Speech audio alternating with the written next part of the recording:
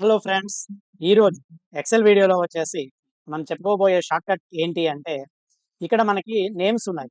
ఈ నేమ్స్ మిడిల్లో స్టార్ అనేది ఉంది.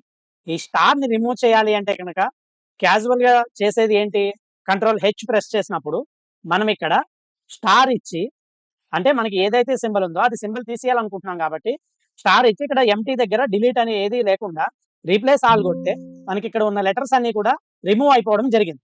కానీ ఇలా అవ్వకుండా ఓన్లీ స్టార్స్ రిమూవ్ అవ్వాలి అంటే కనుక దానికి ఒక వే ఉందండి.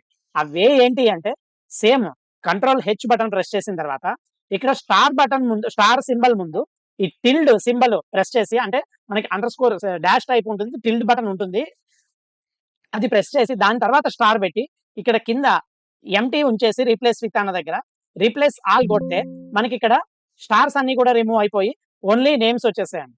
చూసారు కదా. సో ఈ టెక్నిక్ అనేది చాలా మందికి తెలియకపోవచ్చు.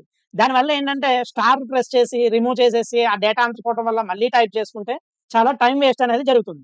సో ఈ షార్ట్ కట్ వల్ల చాలా టైం సేవ్ అయ్యే అవకాశాలు ఉన్నాయి. ఇటువంటి మరిన్ని వీడియోలు మీకు కావాలి అంటే కనుక కామెంట్ సెక్షన్లో కామెంట్ చేయండి, నేను దానికి తగ్గ వీడియో అప్లోడ్ చేస్తాను. ఈ వీడియో కనుక మీకు నచ్చినట్లయితే లైక్ చేయండి, షేర్ చేయండి, అలాగే నా ఛానల్ సబ్స్క్రైబ్ చేయండి. Thank you for watching.